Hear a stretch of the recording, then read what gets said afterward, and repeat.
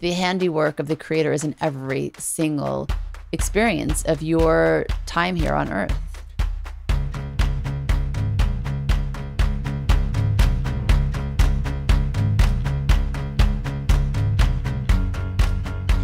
Hello and welcome to Spiritually Hungry. Hello. Hello. Very excited about today's conversation. It's a very important one. It's a very powerful consciousness to work on having and keeping.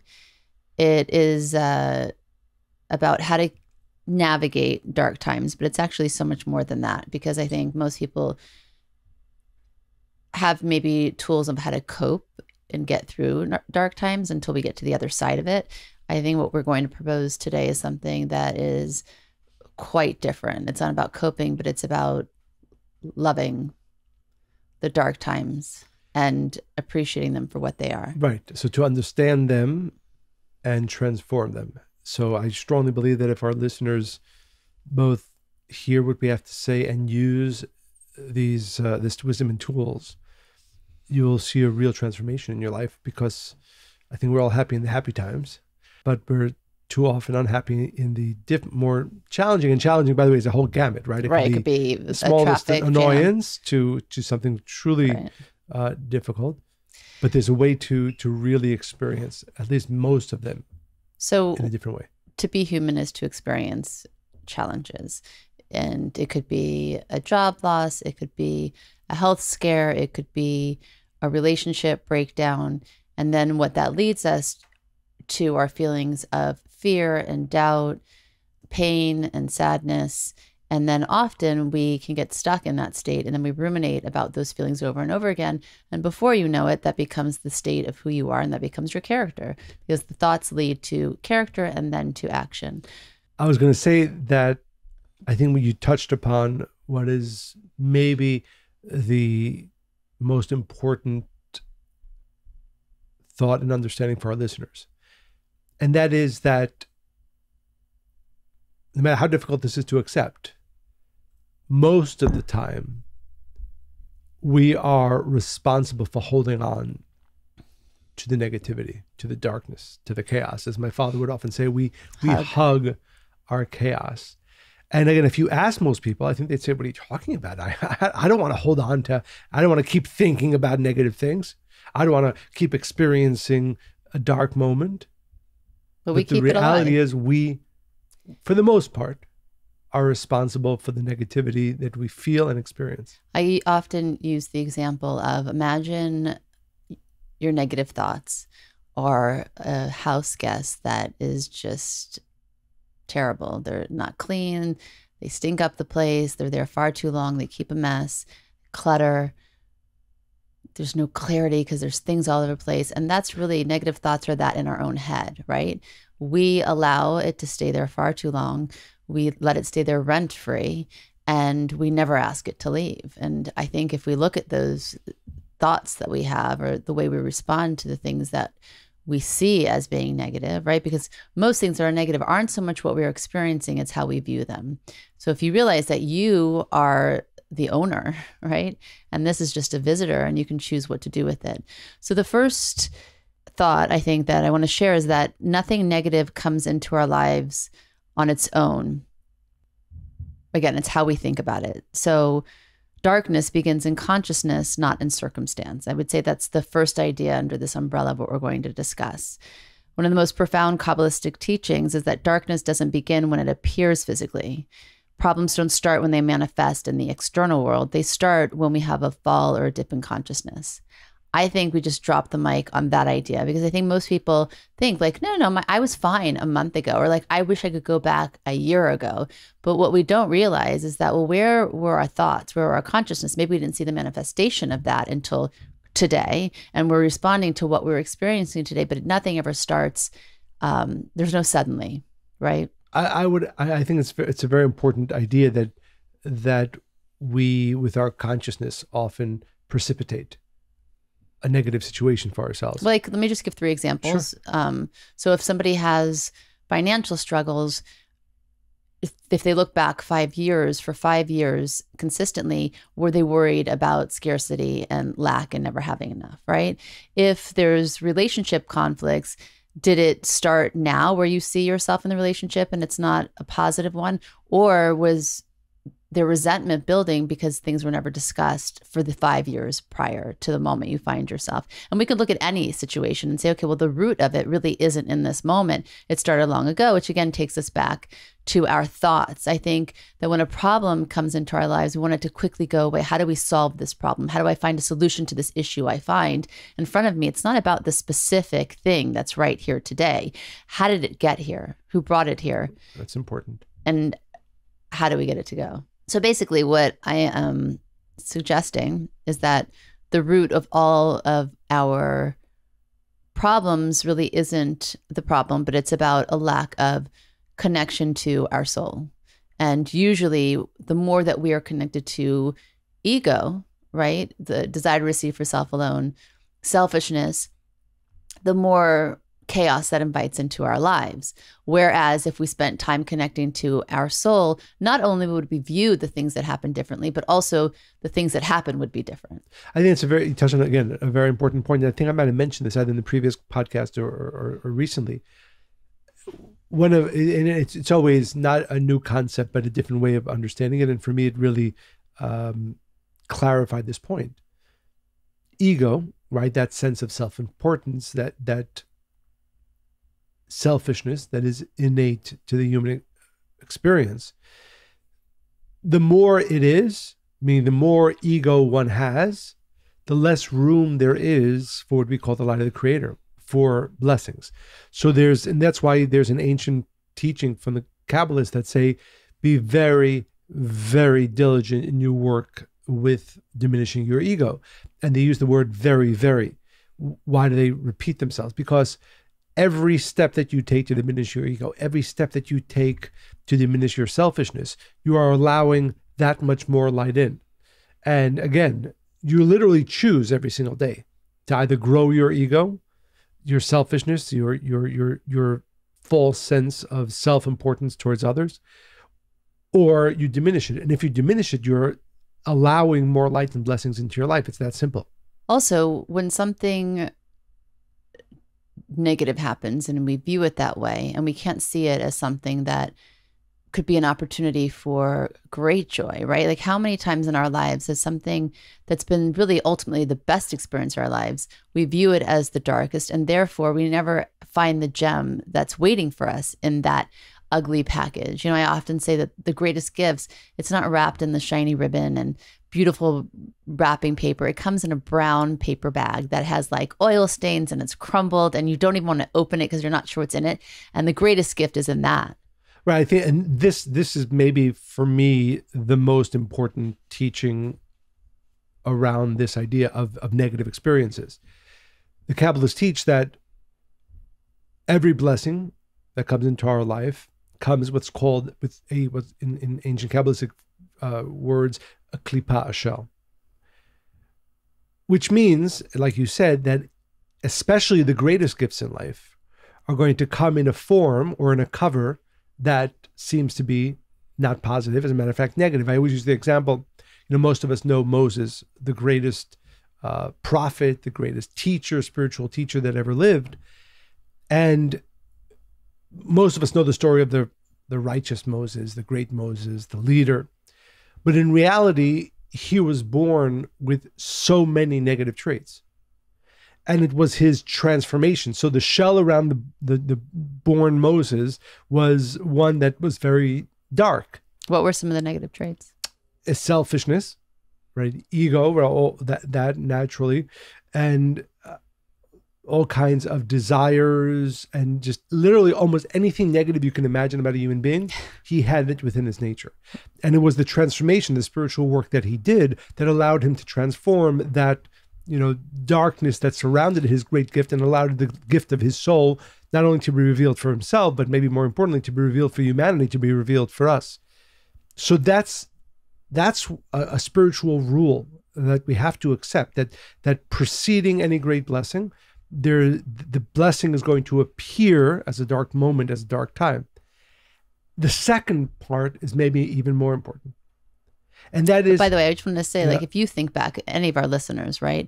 If you think back to your life so far, and you think back to your greatest memories or the ones that are deeply embedded in you that seem to be the most profound ones. Like if I just do like a scan of my life so far, yeah, I'll remember moments where we had like this great trip with the kids, or like a moment where we sat around the fire and told stories. I have a warm and fuzzy feeling.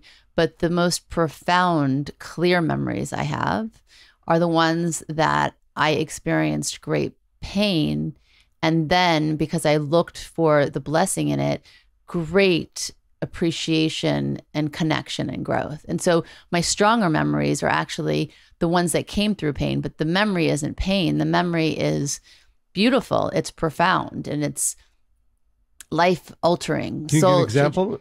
I mean, there's so many. I think that if I just scan all of my life, right? Like when I've shared the story I've written about when my uncle became schizophrenic. It was one of the scariest times of my life before my very eyes. But then it helped me give birth to a book so many years later, right? Where that was the first time I realized that I had fear and what fear was, right? So that was a great opportunity for me. Had I not experienced that at 7, then I don't know when that next memory would be. But the fact that it was so profound at that age gave me this understanding of the journey of fear, right?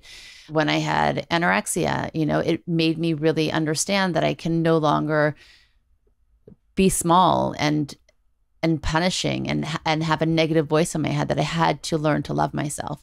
What a gift. Had I not had that experience, who would Monica today be? With our son, Josh, had he not come into the world in the way that he did, being so different and having Down syndrome, I had not had that experience. I mean, that was probably the most profound change to who I am as a person, as a mother, as a woman, as a wife. What a gift, right? So it's those moments. If I look, that's really what it is. And I think that that's what we're saying, is to reframe your struggles as a blessing, because that's really, truly what it is meant to be. Nothing bad comes from light, and everything is light. Right. But I think the second part of this is maybe the most profound part. And that is that we, through our consciousness, keep a situation painful or dark. For the most part. Again, there are extreme examples of this, and those Yes. are different. But for the most part, when we're going through a process that's feeling negative, and as we said before, there's great light within that package. But as you think about this situation, and you're saying, consciously or unconsciously, but you're saying to yourself, this is a negative situation, what you're actually doing, and this is kind of crazy to think about, you're forcing the light and the blessing in that situation to remain concealed, to remain confined, to remain imprisoned in that situation. So yes, initially when it came in, there was, oh no, I don't want this, or what is this, right? Why? Exactly. But then every moment after that we keep thinking, oh, this is bad, this is wrong, this shouldn't be happening. What we're actually doing is forcing the great light and blessing from that situation that is meant to be revealed to us as goodness, as a blessing. We force it to remain concealed. And if we're able, and this is why this idea is so important, because I promise you, and I've done this, and I know many people that I speak with and teach have done this. When you change your consciousness about a situation, when you simply say, I know this is from the light of the Creator, I know there's great light and blessings within it, and I'm going to wait for it to be revealed, it will be revealed to you. Most times you'll see that revelation, but it's just a step back. And to realize that we are responsible for keeping darkness dark, for not allowing the great light in that situation from becoming revealed to us. That's the power that we have on the one hand, and it's our responsibility to change our thoughts around situations and moments in order to allow the great light from within them to become revealed. By the way, it's so profound, and I want to give this example because I think that for a lot of people, that's a big stretch.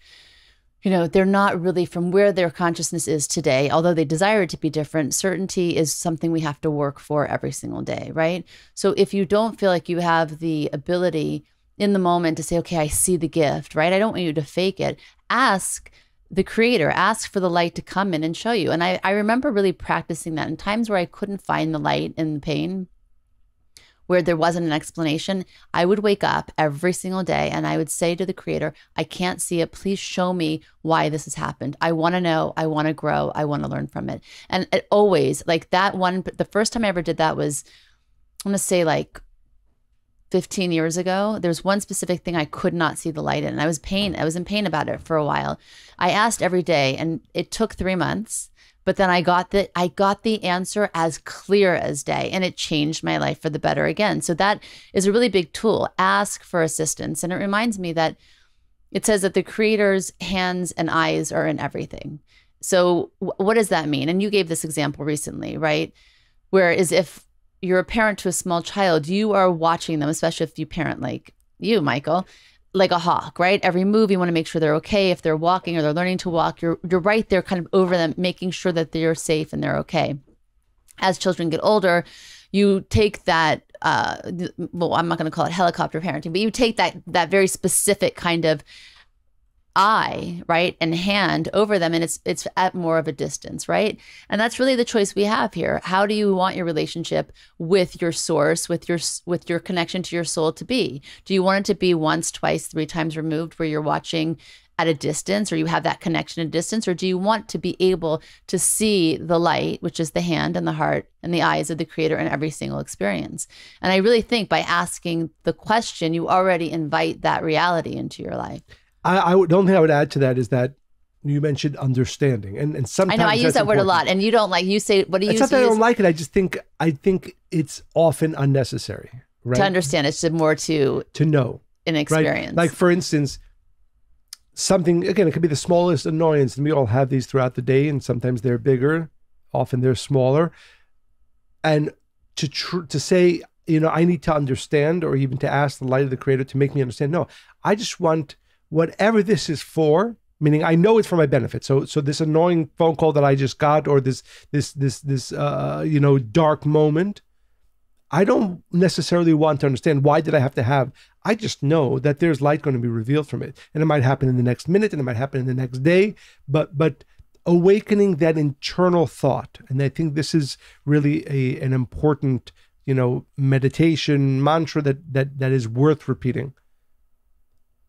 I don't understand why this is happening.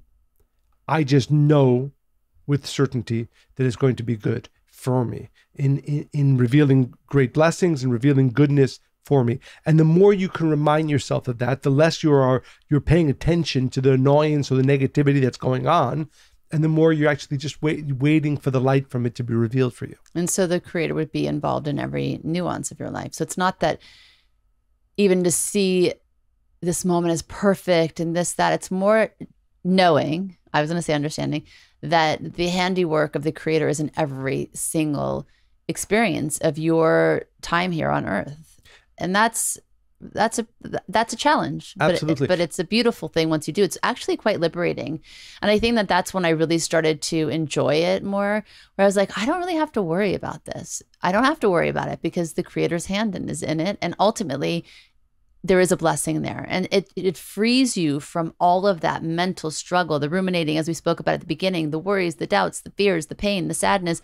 Like, okay, this is where I give this to you. Show me what I need to see. I think that's, again, another very important point, that part of what upsets us and causes us to feel negative moments, negative emotions at different things that happen is because we have this false belief that we have to create, that we have to, direct our lives.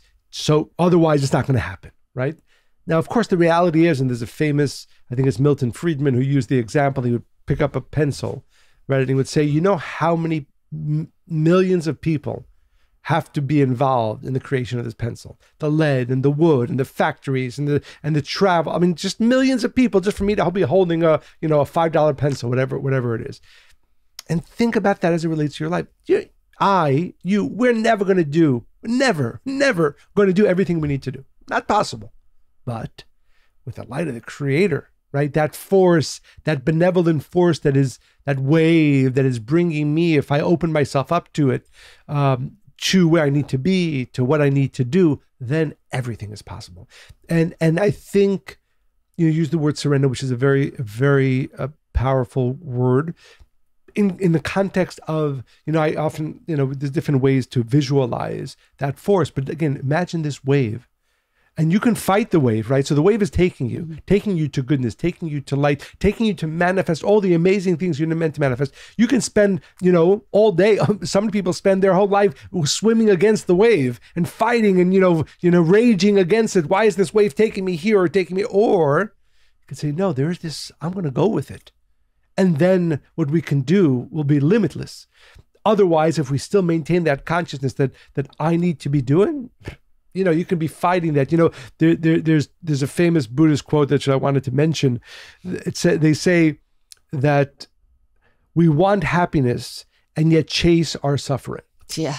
And that's often what we do. I like and again, that one. I'm going to use that. Because we're fighting against what is. We're fighting against what is, and trying to understand it sometimes, or just simply fighting against the wave. No, let the wave take you. The wave is taking you to the most amazing place. But people are so afraid of the unknown. I know. But the reality is, again, I think the fallacy of the other thought, which is I am going to do it even when I'm in control and I know you. We never do. So basically, it's just like face the truth here, which is the only thing we know is that everything is unknown. And to add to that there's this benevolent good force that is this wave that can take me there if I accept it.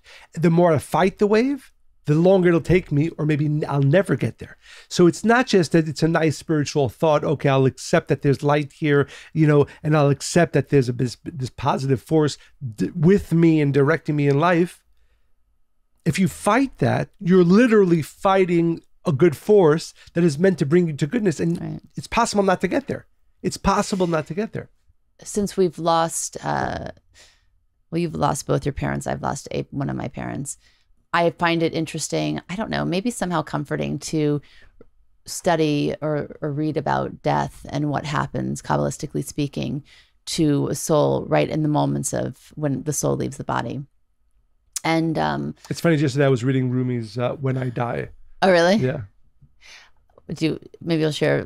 So I read something last week that which I kind of knew, but I read it in more detail, that when a person leaves this world, the first thing that the creator asks the soul is, tell me your name. And most people don't remember their name. And Kabbalists explain we're not referencing, how did the world call you, but your name is your soul, right? Your essence. So basically the question is, what did your soul do in this lifetime? Which is just like, and I like thinking about that thought every day. Because did you live up to your potential? Right. And it's interesting because years ago, I remember I was at a restaurant, and this is when I first started to kind of think about this idea. And then I found this section that we just talked about. But I had met, I was speaking to the server, and he was really nice, and his name was Carlos. And I said, oh, my name's Monica. I actually knew a couple named Carlos and Monica. And we got on the subject of names. And then he turned to me and he said, oh, so he's like, Monica? I said, yeah, like Santa Monica, because we were in Beverly Hills, like we live in LA, California. And he said, but the question is, are you living up to your name? And he was meaning Saint Monica, right? But right away I understood, like, wow, like, am I, right? And not that I'm a saint, but why not strive to be saintly? But then as I was thinking about this podcast, I came across another Kabbalist teaching about the greatest pain a soul has when they leave this world. And at that moment, they see the moments in their life that they saw were the worst when they were living, right? When they were in this physical plane. And when they are no longer in the body, they see those worst moments, but then they say, oh my God, that was actually meant to be the best moment of my life. There was so much light and blessing in that. And I just thought, wow, like again, right? Because what happens at death, and I know that's not really what the intention of this podcast, but I think to talk about death is very sobering. And I think it's such an important thing to talk about because it informs how you live your life. It should, at least. I think that if you are being honest with yourself and not running from that idea of what is part of life is death, right? Like we were saying, running from the wave. I mean, this is a wave too. That I think that if you if you hear about these things, it has the ability to kind of wake you up and say, wait a second, right? I don't want to experience that pain when I don't have options anymore, right? That maybe I'll come back in another incarnation or there'll be other things, but like in that moment, that's it. So those things really inspire me. I just want to underscore, like even the moments we're most embarrassed about, right? Those have the potential to be the most light filled. But the ego is saying, no, that's dark, that's black, that's all negativity. And we believe it. Right? I want to underscore what you just said, which again, something that I've been thinking about a lot recently, right? That idea that when the soul leaves the body, it's going to look back at all those dark moments, those that the individual allowed to remain dark, and say, oh my God, there was so much blessing there that I just ran away from or didn't allow to be revealed. It reminds me of one of my more favorite stories. I don't think I've shared on the podcast, but it's a relatively lengthy one, but I think it is worth sharing. Should I get some popcorn? Yes. So the story is about a great Kabbalist who's traveling through a certain town. And as he comes by this house, when you're spiritually connected, you can sense things that most people don't or can't. And suddenly he started smelling a beautiful smell from that house.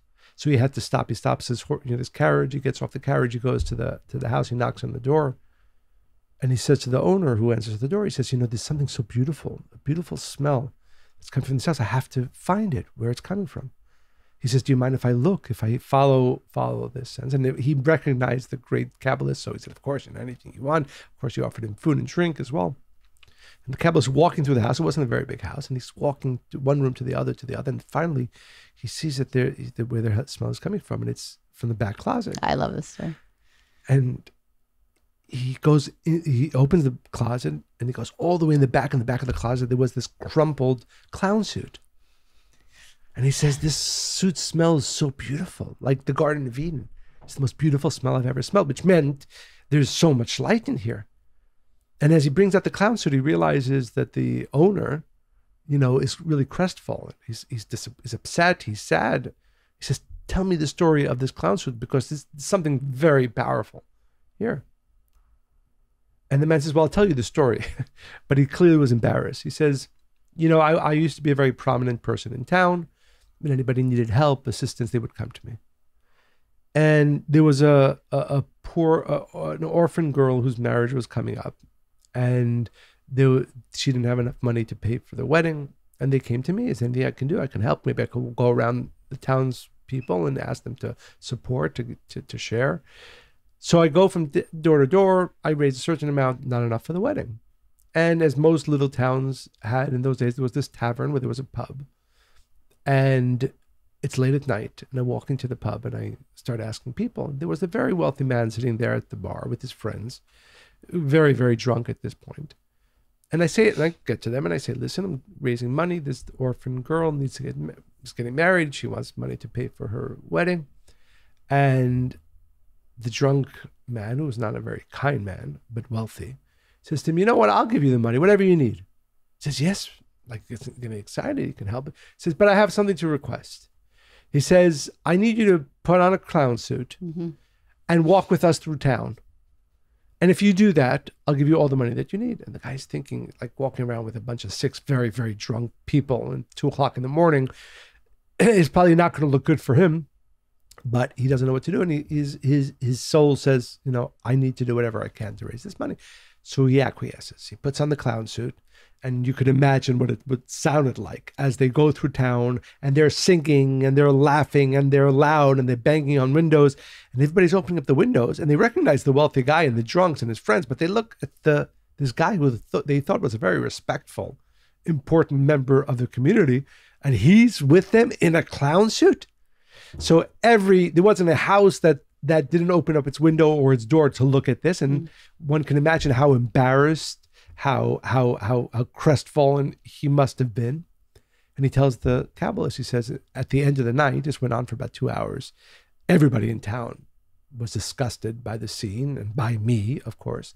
So by the time I got home, I took the suit, I threw it in the back of the closet. I didn't want to think about that night ever again. Nobody in town ever looked at me ever the same. And the Kabbalist says, I want you to know that there's nothing that you have done or can do or will do in your life that will reveal as much light and blessings for you and for your soul as that night with the clown suit. And that's why I ask you that when your time comes to leave this world, make sure that you ask the burial society to bury you in that clown suit, because with that clown suit, there are no gates that will be closed for you. It's beautiful. The lesson of many lessons, I think, from this story, but one of the most important ones is that often it is those very dark moments that had the greatest amount of light and actually maybe the purpose for which we came into this world.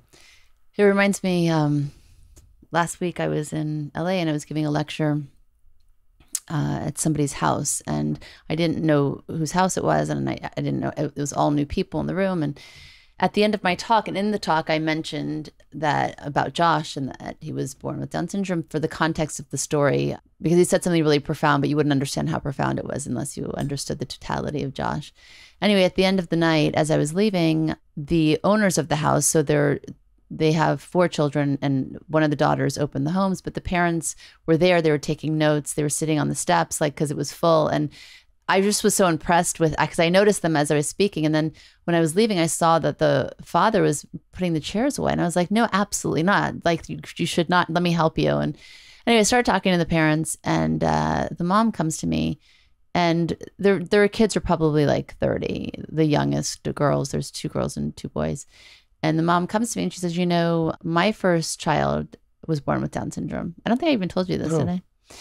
And I said, wow. And right away we looked at each other with like a look of acknowledgement. Like, and then I looked at the kids. We all looked at each other, and I knew how their lives were changed having a sibling born with Down syndrome, and I understood the parents. And it's just knowing that you have experience, and we look at each other and we're like, it's the greatest blessing. And then we talked about, you know, it was their firstborn.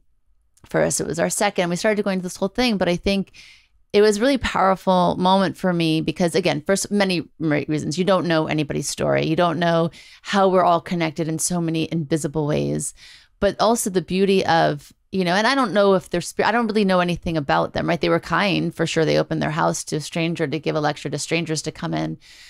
But you don't know anybody's story or movie, but we both had the same experience and arrived at the same place with that. So that was a beautiful example because I know many people who have had things happen and they just can't ever get past the hurt, you know? Or they think is the hurt and or the challenge and or the pain. And so they stay in that, right? So I hope for our listeners from this episode that to understand that you have the power to transform almost every single challenge, almost every single dark moment into great light. Just allow for it to happen. Yeah, well, I think we said it all. Yes. Actually, I have a lot more. Maybe we can do another episode on this, bitch. But I actually have a letter I was going to read, but we're a little bit. It doesn't take long to read a letter. Oh, it's a long letter and it's a good one. So I want to save it for next time. But I do want to remind all of our listeners to keep sending your letters, comments, topic ideas to Monica and Michael at spirituallyhungry.life. Monica and Michael at spirituallyhungry.life. We really enjoy hearing from you. We read every letter that you send. We share many of them with our listeners. They inspire us. They inspire our listeners. So please make sure to continue sending your letters, comments, and topic ideas to Monica and Michael at spirituallyhungry.life. Also, as always, make sure you share this podcast with everybody you know.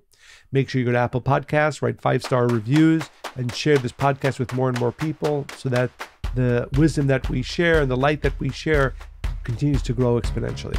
We hope you enjoy listening to this podcast as much as we enjoyed recording it. Stay spiritually hungry.